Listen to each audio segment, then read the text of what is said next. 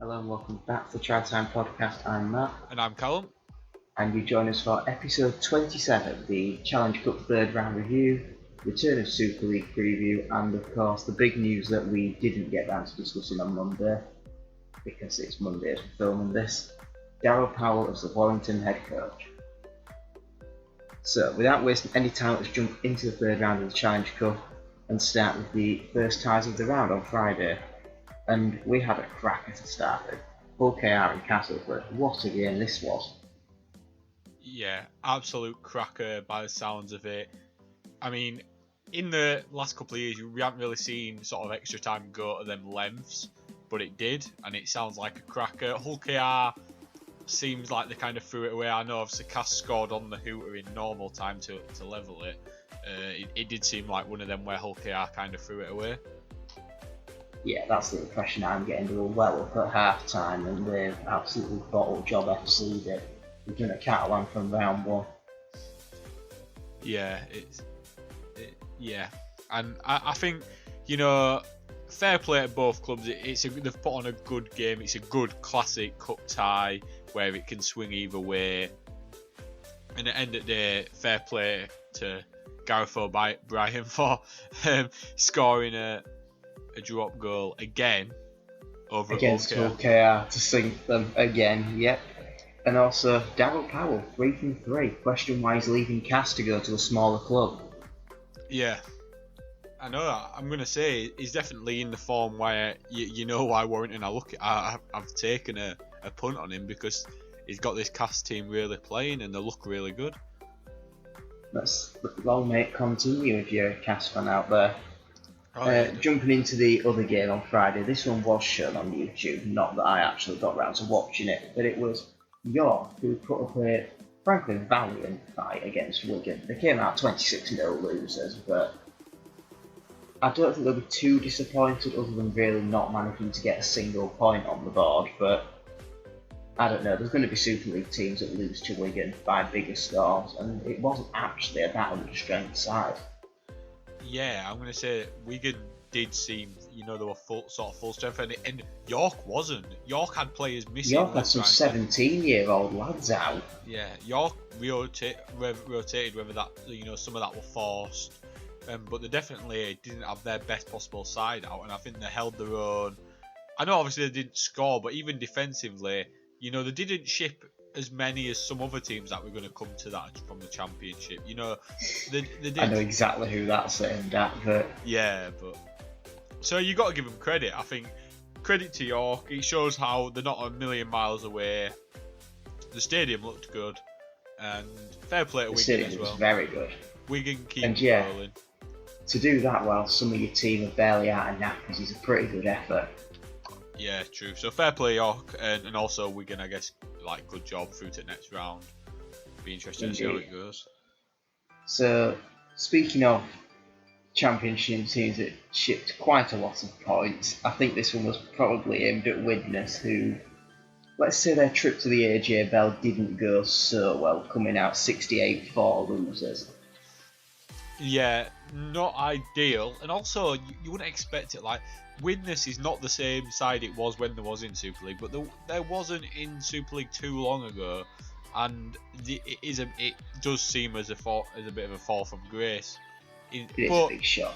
But then at the end of the day, Salford needed this. They needed something big like this, and as much of a shock it is, you've got teams like, yes, they've beaten by a load, but the majority of other Championship teams, I think, would have been in a similar situation. For example, you've got a team we're going back sort of last week now, where Sheffield put 50 points on Bradford, and it's not that many more points than that, and that was unexpected. So it's on the day, any team can beat anyone by that score, and they will have just been a bit too fast, and they've got some big powerful players as well, Salford, so that they don't really mess about, do they? And they'll probably want to go on a proper cup run, which, fair play to them, and wish them all best. Yeah, and like I say, I think that was the win that perhaps they needed to pick their form up. The last thing I saw about this game before it kicked off was the Widnes coach saying he fancied a couple upsets. So, things that foreshadowed unfortunate events. We're going to, I mean, I don't know if you follow us on Twitter yet. If not, at Trytime Podcast, why are you not doing? I tweeted out another one of tweets that didn't age very well, which actually will be from the next game that we're about to cover, and is probably going to involve one of my rants of the round. We know how much you love these. Also, shout out to the bloke who commented, if they had £1 for every time I saved bloody something, you would indeed be a very rich man. Right, are we prepared? Yeah, go on, mate, go on. So, the next game, live on the BBC One, St Helens 26, Leeds Rhinos 18. Can I just caveat this by saying, first of all, the better side won.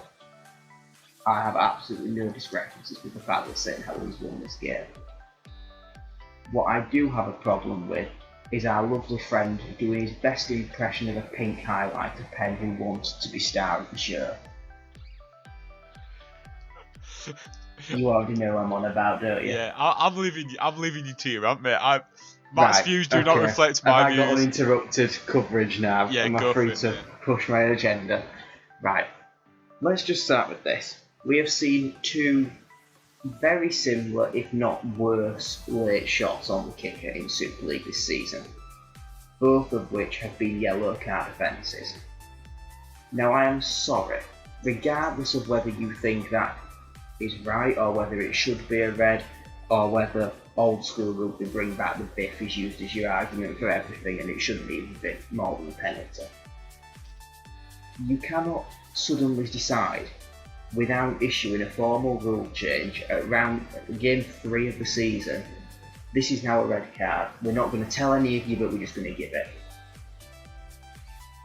It comes back to the key word, and I was about to say it comes back to the C word that says a lot about rugby league officials, but no, it's not the one that you're thinking of that I'm not going to repeat on this podcast in case there's anyone under 18 watching. Consistency. Where the hell is it from the officials? I'm bringing you back in, Callum. Where's the consistency? Have you managed to find it in the time it's taken me to rant?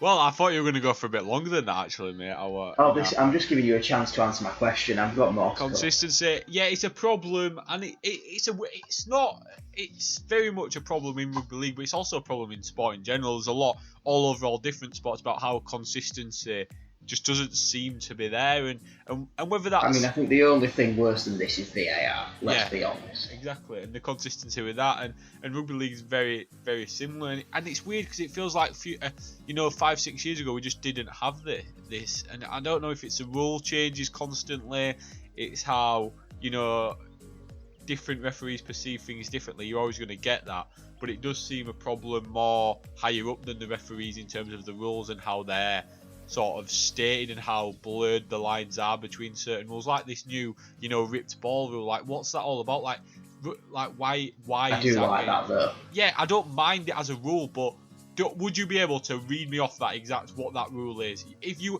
to describe that rule, you're allowed to steal the ball from an opposition player if you are the only man within the tackle at the time the ball is stolen. If any other player is in contact with the ball carrying player at the time of the steal, it is a penalty to the opposition. The problem with that rule that you have just stated is that is not a...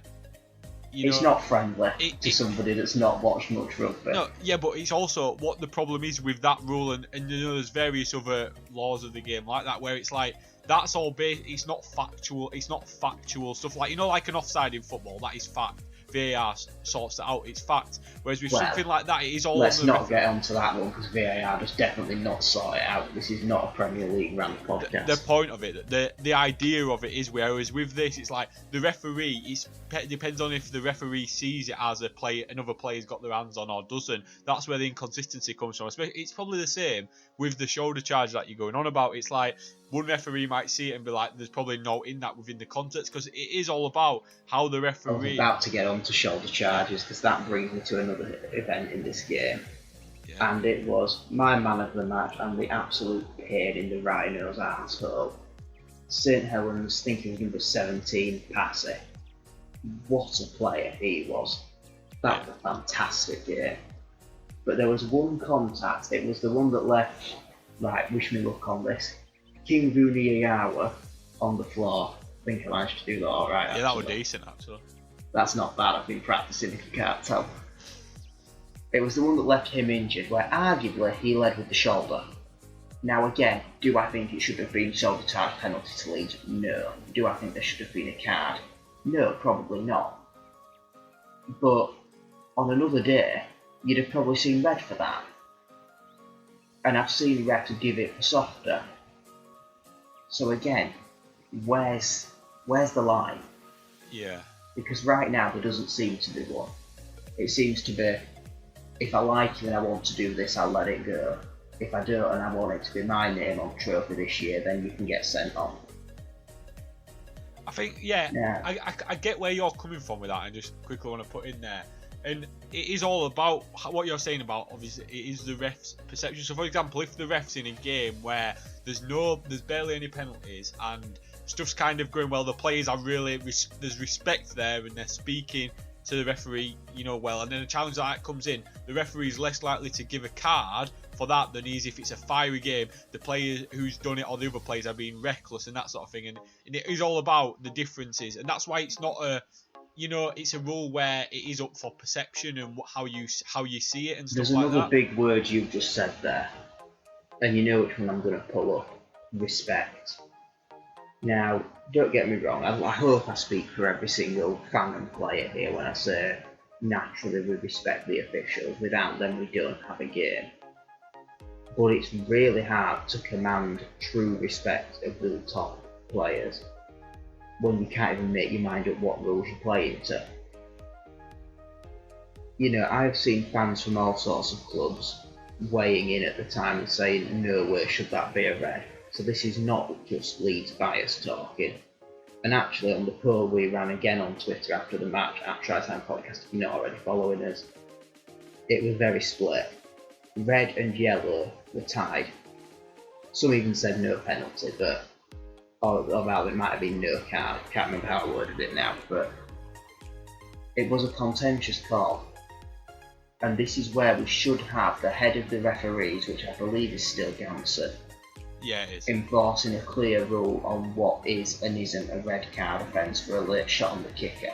Because in my mind, part of the thing that Thaler said, or at least what has been interpreted as the reason he gave red, was that it was a shot to the head. Well, at no point did I see it hit the head, and my question is why is Theo Farge not having a HIA if that's the case? And again, why are we seeing, if you stay down injured on the floor for 5 minutes, you're more likely to get a penalty in the card than if you get up like you saw players do 5 years ago? Because whether a player is injured or concussed does not impact the actual challenge that has gone on. If it's illegal, it's illegal. If it's legal, get on with it. Yeah.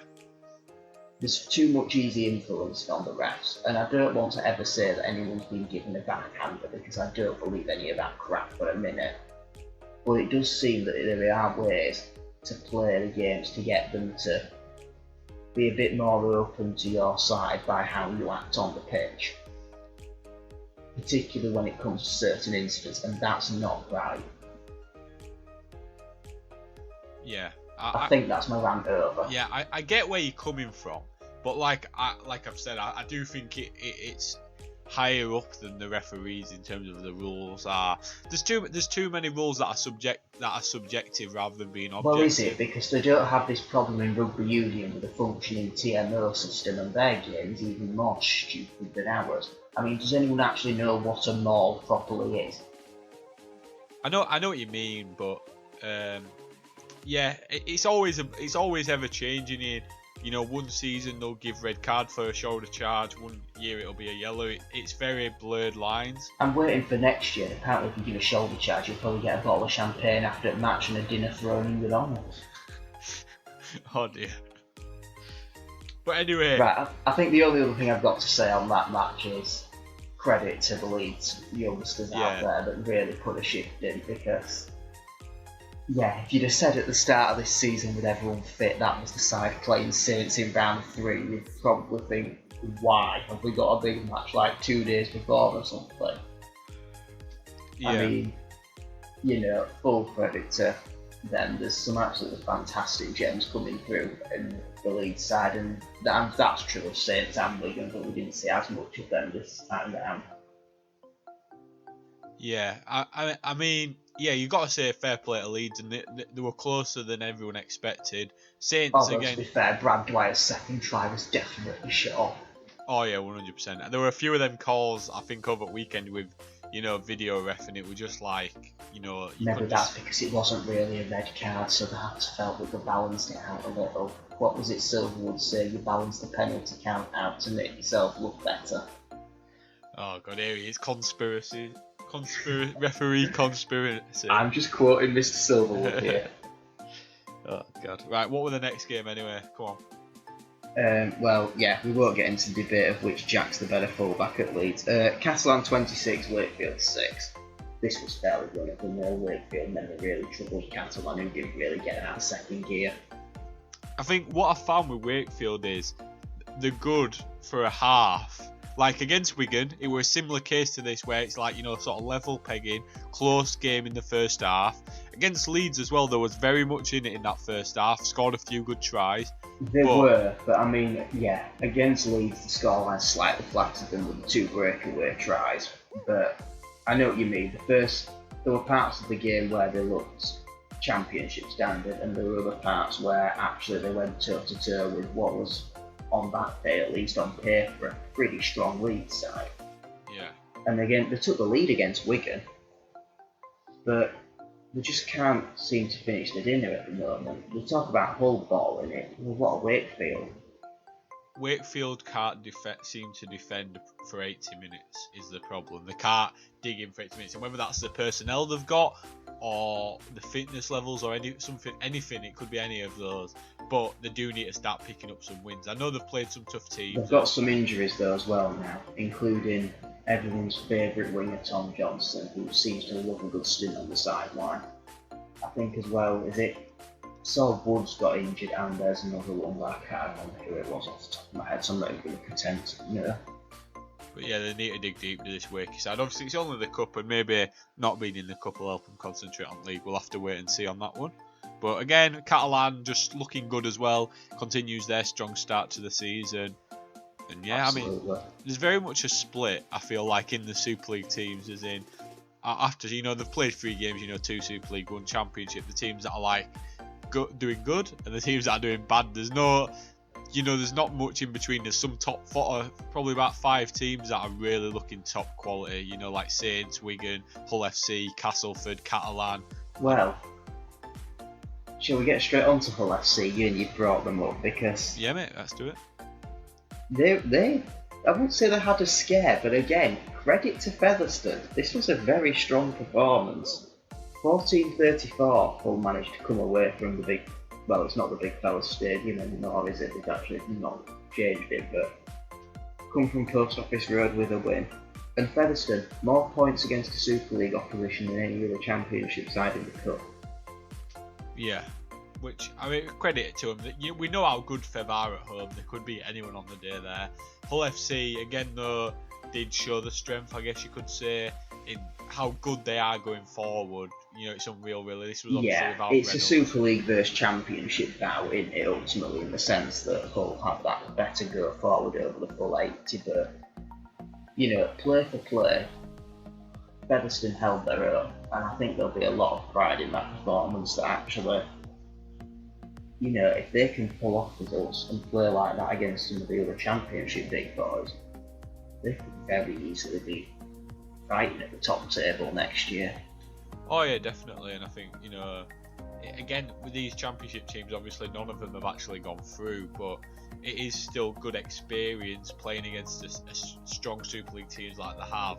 And even though they've lost, they've all, bar Widnes really, they've all put up a decent effort, haven't they, really, so. Yeah, because, that segues nicely onto Saturday. Swinton did a good job against Warrington. I can't really fault that. Yeah, 32 points to 8. This definitely wasn't. I'm sure this was played on Sunday, but yeah, it was. These were Sundays matches. Oh, it's because the app glitched. I'm looking at the results once it's now gone past midnight and it's Tuesday. That's why it's broken.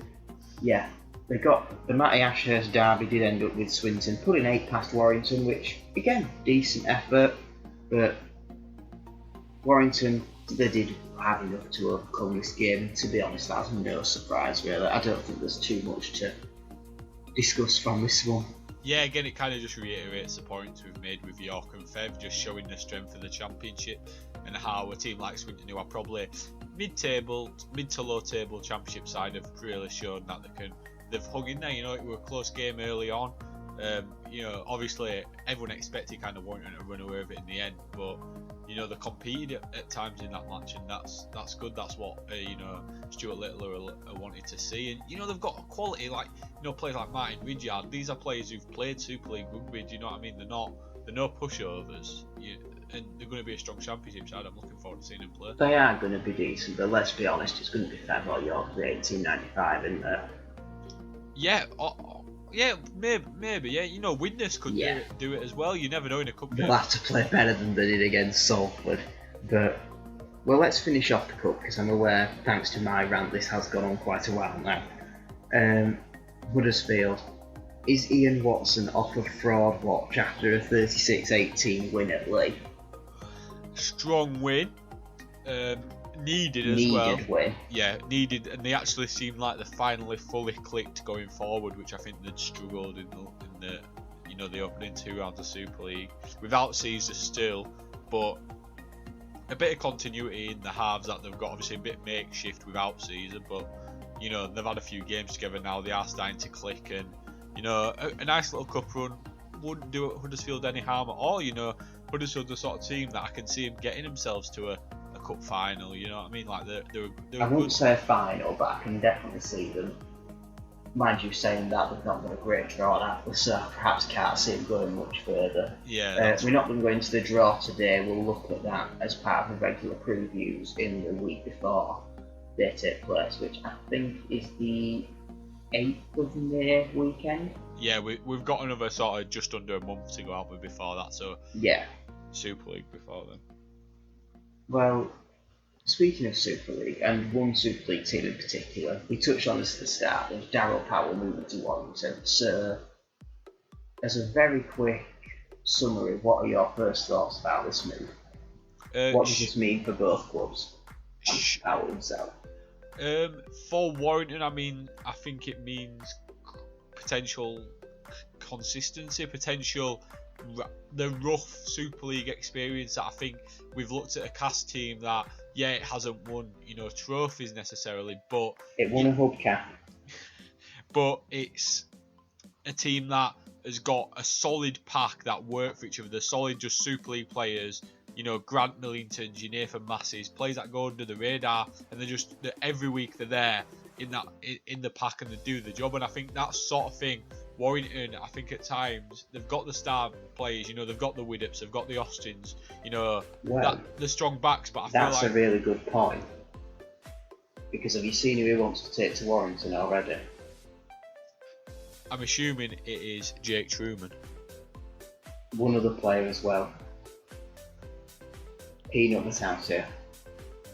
Well, I don't blame it. Solid professional player with, he's been great for casting. Absolutely. But who goes, Widdup or Rusty? I reckon it's Widdup himself, if not both. Yeah, but Matautia can play anywhere really. I think there will be some changes to that squad, but you've still got players like Cooper, and I think a player like Cooper's your modern day sort of props. Players like that'll stay. Your Philbins, but I think there'll be a few that come in potentially, or just a mindset in the club where it's like, let's get a couple of players in here who actually can win some Super League games. They've got that dogged nature. They don't miss tackles. You know what I mean? They're them sort of players that they know what it takes. They can build up a bit of consistency and go and actually win the league. Do I think? Would I say Warrington have got a better chance to win Super League in the next 5 years under Powell than they do if they kept under Price? I'd probably say yeah. I probably would. But that's a big call, because I actually don't think the coach is the problem at Warrington. I think it's a recruitment, which, let's be honest, is shocking. I've never known a team spend so much money on big name stars and have absolute square root of F all to show for it. Yeah, I get what you mean. I mean, how much did they spend on Wigan? It was a disaster last year. He got outperformed by Danny Richardson, who cost Castle the peanuts compared. Luke Gale, who hadn't played for over 12 months, had a bigger impact. Yeah, I mean, it's one of them where Warrington, they're a big club, Warrington, and they attract these names, and they've got Inglis and that, and this season Next they've got big flop, I've called it in the preview. I still maintain Greg Inglis will be an absolute flop. Well, we're still waiting to see him play a bit of rugby, but we'll have to wait and see for that. I do think it could be I wouldn't say that to his face, but it could be a Sonny Bill situation with him. I think where it just let's not go there again. Doesn't quite click again. But I mean, at the end of the day, for me, Powell, it's a weird appointment. It's going to be weird to see him at Warrington. I feel like you just don't really associate that sort of manager with Warrington, and you kind of think of Cass, you think of Darryl Powell. It's going to be interesting. It's going to be also interesting to see who takes the Cass job, as McDermott said that he's not interested in it, so that opens and James Ford doesn't particularly look that interested. But we'll keep an eye on that one, and we'll bring you our reaction to that when we get the news. But without further ado, let's see how Powell's old and new clubs, or at least how we think they will get on in the predictions. So Super League kicking off on Thursday again. God's sake, I hate Thursday night rugby. And even better, it's us that are on. We're hosting Wigan. It's actually at Headingley. The first time we're going to play at home at Headingley rather than away too. Yeah, true. One word prediction. Who are you going for? Wigan. Fair enough, going against your own team. I'm not even being biased this week. Friday's games. Castleford Leigh. Castleford. Nice news. Saints Wakefield. I know where this is going. Saints. Hull Huddersfield. This could be contentious. I'm gonna go Huddersfield. Kingston. I'm gonna throw it out there. We've got some difference. Yeah, go on. Catalan Salford. I assume this is in France. Well, I'm going Catalan anyway. I don't care where it is. I'm going Catalan either way, but I'm assuming it actually is in France. And finally, Hull FC Warrington. This is a big game, actually. I'm surprised this isn't on Sky. Mind you, they probably didn't expect Hull to be this good when it started, just like I didn't, having them in 11th. That aged well. That aged as well as Tetavano being the enforcer. Anyway, carry on. Hull FC. Oh, that's annoying. I'm also going Hull FC. So we've been a bit boring this week and picked the same ones for Super League. Yeah. Okay, Championship. Yeah, Championship. I'll run through them. There's only I've got them here if you want. Have you got them in front of you too? Yeah, I've got them here, mate. It's completely up to you. But well, you go. Well, there's only 6 games, obviously, with the Toulouse London debacle. I'm going to bet that Toulouse are going to win 24-0. Yeah, well, that's pretty safe. There's a rant for another episode. We'll probably get onto that next week when the games actually happen, because I don't think anyone's prepared for me to have another RFL rant in the same podcast. If you do actually enjoy me ranting about random crap to do with rugby, let me know and I will make this a regular series for you. That's you Jones. Right, Batley versus Oldham. Ooh. I might go Batley, why not? Yeah, I'm going to agree. Batley have looked sort of strong in the Cup and strong in the league as well, even though obviously they lost to Featherstone twice, but they've looked strong. I can see them doing Oldham. A lot of teams are going to lose to Featherstone this year. I won't get too hung up on that. Yeah, Widnes Dewsbury? Widnes. Yeah, Widnes to bounce back for me. On to Sunday, I think. Yeah, Swinton Featherstone. Featherstone. Yeah, again, I think they'll stay strong, continue a strong start. Whitehaven Newcastle. I'm going to go Thunder on this one. Sorry, Greg.